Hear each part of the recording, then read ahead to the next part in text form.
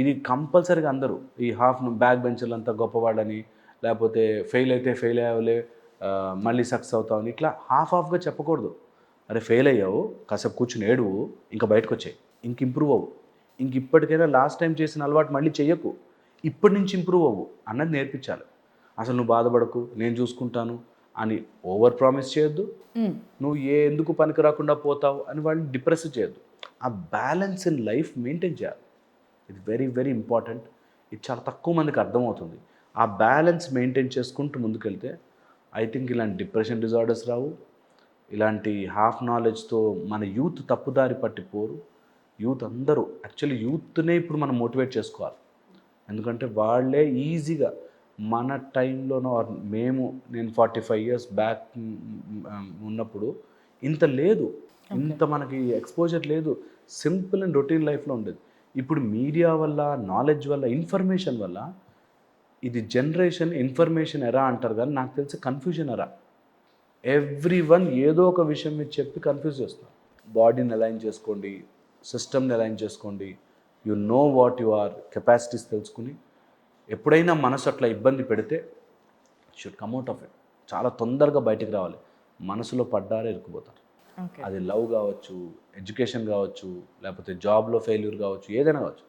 మనసుకు ఎక్కువ time spend చేశారా, ఇదే మాట నేను చెప్తాను, మనసుకు నచ్చింది చేయంటారా. అది ఈ జనరేషన్కి ప్రతి వ్యక్తి చేస్తున్న సూసైడ్ అటెంప్ట్. అది ఎవ్వరూ చెప్పొద్దు. అలా మనసుకు నచ్చింది జరగకపోవచ్చు కొన్నిసార్లు. బాస్ ఏం కాదని చెప్పండి, మనసుకు నచ్చింది చెయ్యి, నీ మనసుకు నచ్చింది చెయ్యి కాదు. మనసుకు నచ్చింది కొన్నిసార్లు చెయ్యలేకపోవచ్చు, మనసుకు నచ్చింది జరగకపోవచ్చు, అయినా కూడా దట్స్ ఓకే. మనసుకు నచ్చింది దొరికిందా, వెరీ గుడ్. దొరకకపోతే ఒక అటెంప్ట్ ఇవ్వండి, ట్రై చేయండి, ఇంకోసారి ట్రై చేయండి. అంతేగాని మనసుకు నచ్చింది దొరకకపోతే నేను డిప్రెషన్ అయిపోతా, ఆ సినిమాలో వాడు ఎవడో తాగి పడిపోయాడు కాబట్టి మనసుకు నచ్చింది దొరకలేదు నేను తాగి పడిపోతా, ఇదంతా మన యూత్ని పాడు చేస్తుంది. బాబు మనసుకు నచ్చింది చేయాల్సిన పనులే. ఏది ఉన్నా నీ మనసుకు నప్పించేలా చేసుకో. మనసు ఈజ్ అ మాయా కాంపోనెంట్. మనసు అనేది ఏం లేదు, నువ్వు ఎటు తిప్పితే అటే మనసు, ఎటు తిప్పితే అటే మనసు. మనం ఇక్కడ కాక్రోజులని బొద్దింకలను చూస్తే భయపడతాం, దాన్ని వేయించుకుని తింటాడు చైనావాడు. సో నీ మనసు నువ్వు ఎటు తిప్పితే అటు వెళ్తుంది, ఎటు తిప్పితే అటు వెళ్తుంది మనసు. సో మనసుకు నచ్చింది చేయాలి. మనసుకు నచ్చింది దొరకకపోతే నేను ఇంతే అంటే నువ్వు నిరంతరం తాగుబోతాయి ఉండాలి. అది ఇంపాసిబుల్. సో మనసుకి నచ్చింది అనే మాట ఈరోజు నుంచి చెప్పద్దు ఎవరు.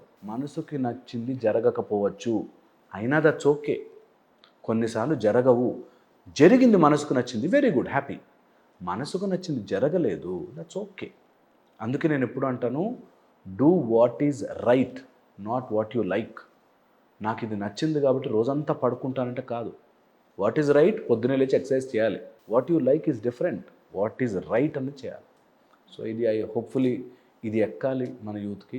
మనసుకు నచ్చింది కాదు కాదు కాదు, ఏదున్నా నీ ముందు దాన్ని మనసుకు ఇష్టంతో చెయ్యి. Everything you like, that's life. China అన్నారు కాబట్టి మనం అక్కడికి వెళ్ళాం అనుకోండి, మనకి ఫుడ్ దొరకదు. వాళ్ళు ఇక్కడికి వచ్చారనుకోండి, మన ఇంట్లో ఎక్కడంటే అక్కడ ఫుడ్ దొరుకుతుంది.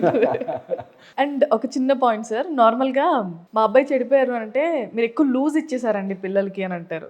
లేదు, స్ట్రిక్ట్గా ఉన్న పేరెంట్స్లో కూడా అలాంటివి జరుగుతూ ఉంటాయి. అంటే అసలు పేరెంట్స్ ఎలా ఉండాలి, స్ట్రిక్ట్గా ఉండాలా లేదంటే అసలు వదిలేస్తూ ఉండాలా? ఫ్రీడమ్ ఇస్తేనేమో ఒకలా తయారయ్యారు అంటారు, ఫ్రీడమ్ ఇవ్వకపోతే ఇంకోలా అయ్యారు అని అంటారు. మరి దానికి మీరు ఇచ్చే సమాధానం? ఐ థింక్ ఇది పెద్ద కాంట్రవర్షియల్ టాపిక్, బట్ నిజం చెప్పేస్తాను.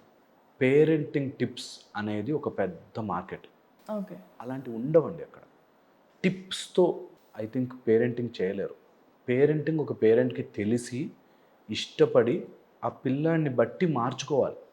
మరీ టైట్గా ఉన్న కష్టమే, మరీ లూజ్గా ఉన్న కష్టమే. కొంతమంది నాకు తెలిసిన వాళ్ళు ఈ రెండూ తెలుసుకొని చదువుకుని ఫ్రీడమ్ అని, హ్యాపీనెస్ అని అలా చేసిన వాళ్ళ లైఫ్లు కూడా క్రూషియల్గా తప్పుదారి పట్టనవి ఉన్నాయి. సో ఈ పిల్లల భవిష్యత్తును మనం మార్చేయాలి అని అనుకోవడం మూర్ఖత్వం. వాళ్ళని ఏదో నేను తీర్చిదిద్దేస్తా, నేను ఇలా చేసేస్తా, అలా మోడిఫై చేస్తా, ఇలా వాళ్ళకి ఏదైనా ఇంట్రెస్ట్ ఉంటే మనం హెల్ప్ చేయగలుగుతాం తప్పితే వాళ్ళ జీవితాలు బాగుపడాలనో, ఇలా జరగాలనో, అలా జరగాలనో పేరెంట్స్గా you just don't have control. తలరాతలని మనము కనలేము, పిల్లల్ని మాత్రమే కనగలం, తలరాతల్ని కనలేరు. సో అంత పేరెంటింగ్ తెలిసేసుకుని ఈ మధ్య ఇది పెద్ద ట్రెండ్ అయిపోయాయి. తెలుసుకుని గట్టిగా కొట్టకూడదంట, తిట్టకూడదంట, రెస్పెక్ట్తో మాట్లాడాలంట, మాట్లాడే ముందు ఇలా అనాలంట. అసలు వాట్ నాన్సెన్స్ అండి. ఒక పిల్లవాడు రోజు తన్నులు తిన్నా తల్లిదండ్రులు గొప్పగా చూసుకునే వాళ్ళు ఉన్నారు. మా అమ్మ నన్ను మస్తు కొట్టేదిరా భయ్, ఆయన కూడా నాకు అమ్మ అంటే ఇష్టం అన్న వాళ్ళు ఉన్నారు నాకు తెలుసు. చాలా మంది ఉంటారు. చాలామంది కొట్టగానే మా అమ్మ నన్ను చిన్నప్పుడు ఎప్పుడు కొట్టేది, నేను అసలు నాకు ఇష్టమే లేదని తీసుకెళ్ళి ఓల్డ్ ఏజ్ హోమ్లో వదిలిన వాళ్ళు ఉన్నారు. నా దగ్గర కాంటాక్ట్స్ ఉన్నాయి, నేను కాంటాక్ట్ ఇస్తాను కావాలంటే you can go and check. Okay. So point ఏంటంటే ఇది ఒక స్టేజ్ వచ్చాక మనిషి మారిపోతూ ఉంటాడు. సో పిల్లలు ఒక స్టేజ్ వచ్చాక మారతారు. మీరు వాళ్ళ భవిష్యత్తు కోసం ప్లాన్ చేయకండి, ఇంపాసిబుల్. కొద్దిగా ప్రొటెక్షన్ కోసమో లేకపోతే ఒక లిమిట్లో ఉన్నంత వరకు మనం ఏదైనా చేయగలిగితే చేయాలి. కానీ పిల్లలు ఎటు పోతారు, ఏ పిల్లవాడు ఎటు వెళ్తాడు అన్నది ఒక యాజ్ ఎ రెస్పాన్సిబుల్ పేరెంట్గా చిన్న గైడెన్స్, చిన్న అబ్జర్వేషన్, అయ్యో తప్పుదారి ఏమైనా పడతాడా, అటు సైడ్ ఏమైనా వెళ్తారేమో, జాగ్రత్తలు మాత్రమే చెప్పగలం. ఇది ఇది ఇది ఇది డేంజరస్, అంతకు మించి ఏం లేదు. ఇప్పుడు పారానాయిడ్ అయిపోయి నేను అక్కడ తెలుసుకున్న ఒక మదర్ అన్ని రకాలు యూట్యూబ్లో చెప్పిన అన్ని రకాల ఫుడ్స్ వండి పెడుతున్నారు. ఇలా చేసుకుంటే పిల్లలు యాక్టివ్ అవుతారు, ఇలా చేసుకుంటే పిల్లలు పొడుగవుతారు. ఇంపాసిబుల్ అండి. ఒక జనరల్ ఫార్ములా పిల్లలకు ఉండదు. ఒక్కొక్క పిల్లవాడు ఒక్కొక్క స్ట్రెంగ్త్లో పెరుగుతాడు. జనరల్ ఫార్ములాస్, జనరల్ రూల్స్ అందరికీ ఇలాగ ఉండవు, ఉండని ఛాన్సే లేదు.